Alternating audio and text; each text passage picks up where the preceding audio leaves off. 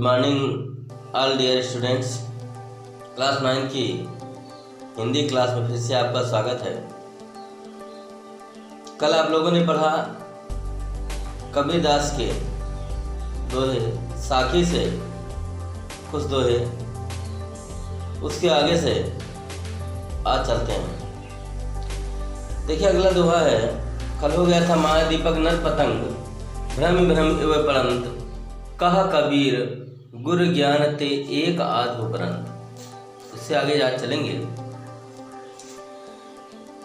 अगली साखी है कबीरदास जी की, जब मैं था तब गुरु नहीं, अब गुरु हैं हम नाय। कबीरदास जी ने कहा है गुरु का वर्णन करते हुए कि जब हमारे गुरु नहीं थे तब मैं था, जब मैं था तब गुरु नहीं।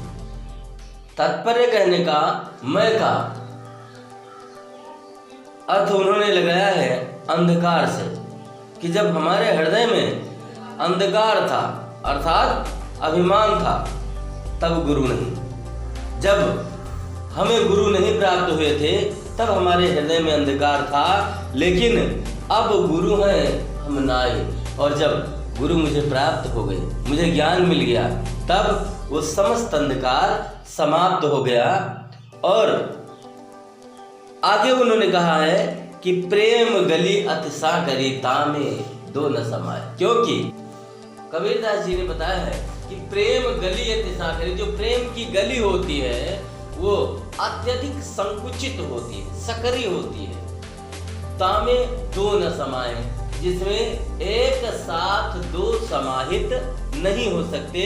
और उन दोनों को उन्होंने अंधकार और प्रकाश बताया है कि यदि ये हृदय जो हमारा है, हृदय एक प्रेम की गली, हृदय को प्रेम की गली बताया है, और इसमें या तो अंधकार रहता या फिर प्रकाश रह सकता है।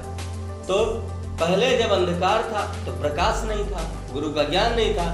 अब गुरु का ज्ञान है और प्रकाश समाप्त हो गया। तो यह है कि प्रेम गली अतिशाकुरिता में दो ना समाए। ये प्रेम की गली इतनी संकुचित है कि जिसमें दो समाहित नहीं हो सकते। अगली साथी देखिए, भगति भजन हरिनाम है, दूजा दुख अपार, मनसा वाचा कर्मणा कबीर सुमिरन सार। भगति भजन हरिनाम है, उस ईश्वर की भक्ति करना, उसका भजन करना क्या है? नाव है, एक नाव की भांति है। उसकी भक्ति करना और ईश्वर का भजन करना एक नाव की भांति होता है। दूजा दुख अपार, और दूसरी तरफ ये देखा जाए तो अपार कष्ट ही कष्ट है, क्योंकि मनसा वाचा कर्मणा कबीर सुमिरन सार। मन से और वाणी से, कर्म से जो भी उस ईश्वर का स्मरण करता है, वही इस पार से उस पार भवसागर के पार हो सकता है। अगला दोहा देखिए,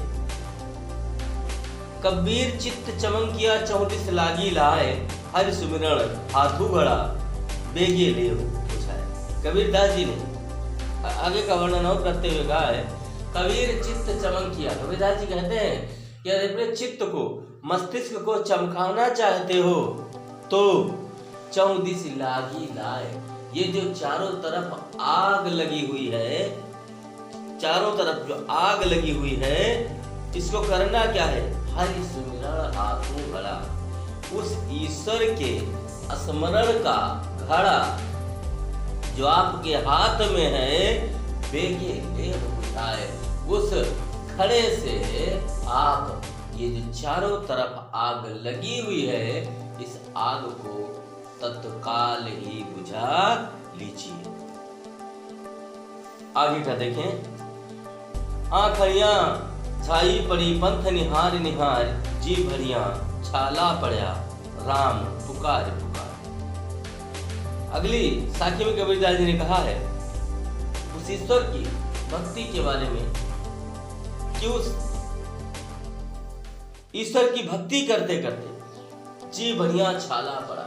राम पुकार पुकार, राम का स्मरण करते हुए, और राम शब्द जो आप के इस वीडियो में मैं प्रयोग कर रहा हूं, और इससे पहले हम बता चुके हैं ये निर्गुण भक्ति शाखा के कवि हैं, ये सगुणोपासक नहीं हैं। इन्होंने किसी भी राम कृष्ण का वर्णन नहीं किया है, लेकिन ये जो राम शब्द इनके लिए लगा है, ये लेकर के आए हैं, ये उस राम के लिए लाए हैं जो राम का भी राम है, अर्थात जो सत्य का भी सत्य है, उस सत्य के लिए लेकर के आए। देखिए जी, आंखड़ियां छाई पड़ी पंथ निहार निहार, की आंखों में हे प्रभु, मैं आपके मार्ग को देखते देखते हमारी आंखों में छाई पड़ गई है, और जी बढ़िया छाया पड़ा। राम पुकार पुकार, और हे प्रभु आपका नाम स्मरण करते करते हमारी जिह्वा में छाले पड़ गए। अगला देखिए, झूठे सुख को सुख कहें मानत है मनमोद, जगत चबैना काल का कछ मुख में कछु। कबीरदास जी ने आगे का वर्णन किया है और कहा है, झूठे सुख को सुख कहा है। ये संसार झूठे सुख को सुख कहता है, और मानत है मनमोद, मन में बहुत बड़ा अभिमान मानते हैं, गर्व करते हैं कि मैं बहुत खुश हूं। अर्थात कबीरदास जी कह रहे हैं कि झूठे सुख को लोग सुख कहते हैं और मन में बहुत ही गर्व रहता है, लेकिन ये नहीं उनको पता होता है कि जगत चबैना काल का कछ मुख में कछ। संसार एक काल के चबैने की भांति है कि कुछ को वो खा लेता है और जो शेष रह जाता है उसको बाद में खा जाता है। इसी के साथ आज की क्लास का यहीं पर विराम देते हैं। अगले वीडियो में कल फिर आगे के दोहों को लेकर के आएंगे। आपके लिए होमवर्क है कि दो साथी की व्याख्या संदर्भ सहित आप लोग करके ग्रुप पर प्रेषित करेंगे।